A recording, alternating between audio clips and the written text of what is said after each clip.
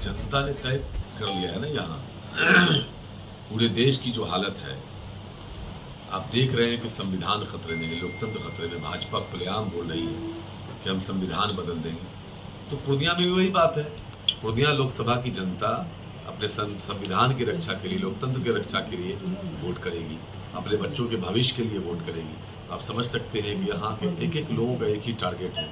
सारे लोग मिलकर के भाजपा को हराने के लिए वोट कर रहे हैं, क्योंकि भाजपा अगर रहेगी तो देश का संविधान खत्म हो जाएगा, मनुस्मृति लागू होगा, बंच ऑफ थॉट लागू करने की बात कर रहे हैं। और आप देख रहे हैं कि देश के प्रधानमंत्री और गृह मंत्री की भाषा क्या आ रही है।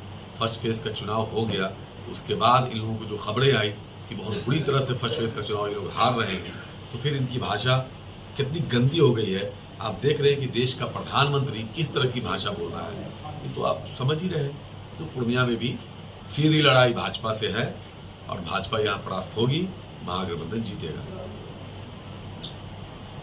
तेजस्वी यादव के साथ साथ बड़े पैमाने पर यहाँ पर जो वरीय सदस्य हैं, खासतौर पर राजद के पूर्णिया और सीमांचल के अलग अलग इलाकों में कूच कर रहे हैं, तो कितनी महत्वपूर्ण लड़ाई है सीमांचल की?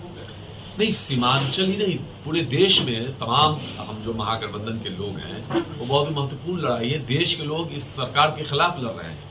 तमाम बड़े छोटे कार्यकर्ता हर जगह हर जिला में कैंप कर रहे हैं। और क्योंकि एक तरफ भाजपा के 40 हेलीकॉप्टर आप सोचिए घूम रहे हैं, मोदी जी, शाह जी, फलना जी, ढेकना जी, न जाने दर्जनों दर्जन मतलब भाजपा के हेलीकॉप्टर घूम रहे हैं और उनके नेता घूम रहे हैं। और यहाँ सिर्फ एक अकेला तेजस्वी यादव, जिससे भाजपा डरी हुई है, क्योंकि भाजपा को पता है कि उनकी मिसाइल दांत को तोड़ने का मामला किसी में है तो लालू जी या तेजस्वी जी में है। सीमांचल में जब बात होती है एमवाई समीकरण की, तो यहाँ पर क्या उसका असर जो पूर्णिया में मौजूदा पप्पू यादव नहीं, एमवाई की बात नहीं, एमवाई के साथ साथ तमाम दलित, पिछड़ा, पिछड़ा सारे लोग आप देख रहे हैं कि आजादी के बाद पहली बार पूर्णिया को कोई अति पिछड़ा की बेटी मिली है जो एमपी बनने जा रही है। तो अति पिछड़ा समाज के लोगों में काफी उत्साह है और सभी समाज के लोग मिलकर के अति पिछड़ा की बेटी को सम्मान देने का काम करेंगे। सप्ताह भर से आप खुद भी पूर्णिया में हैं, तमाम चीजों का जायजा ले रहे हैं, क्या माहौल यहाँ पर दिख रहा है इस वक्त खासतौर? देखिए, माहौल एकदम तस्वीर साफ हो गई है। पहले जो कुछ ऊहापोह की स्थिति कुछ चंद लोगों के द्वारा जो बनाई गई थी, वह खुद यहाँ के जो कुछ लोग हैं और प्रत्याशी जो हैं, जो भ्रम फैलाए हुए थे लोगों के बीच में, उन्होंने खुद ऐसा वक्तव्य दे दिया है जो भ्रम क्लियर हो गया है। हमारा संविधान और लोकतंत्र बचाने की लड़ाई चल रही है और उस लड़ाई में उन्होंने खुद बोला है, जो लोग संविधान खत्म करना चाहते हैं, जो लोकतंत्र खत्म करना चाहते हैं, जो ईडी सीबीआई का गलत इस्तेमाल करके विपक्षी नेताओं को जिस तरीके से तानाशाही इस देश में बढ़ रही है, उसको खत्म करने वाले लोग उनका समर्थन कर रहे हैं।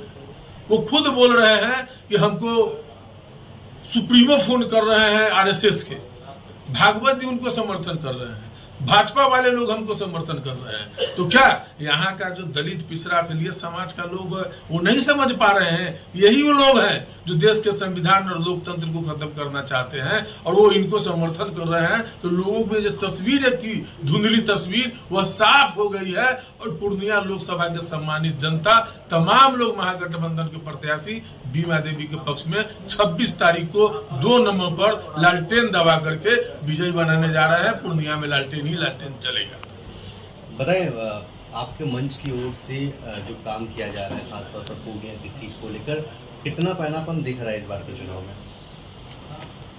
हम लोग तस्लीमुद्दीन विचार मंच के सभी लोग पूर्णिया, किशनगंज, अररिया तीनों जगह महागठबंधन के उम्मीदवार को जिताने के लिए पूरा प्रयास कर रहे हैं और जन जन तक पहुंचकर तस्लीम साहब की विचारधारा को और उनके सोच को बताने का काम कर रहे हैं और लोगों को कह रहे हैं कि महागठबंधन को मजबूत करें।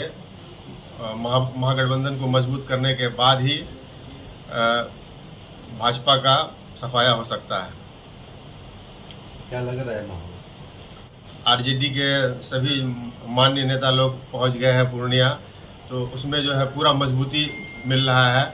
और पिछले 2-3 दिन से देखने को मिल रहा है कि सारे जाति समुदाय के लोग जो है महागठबंधन के तरफ जो है झुक रहे हैं।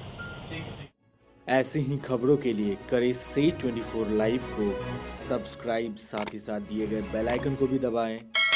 Thank you.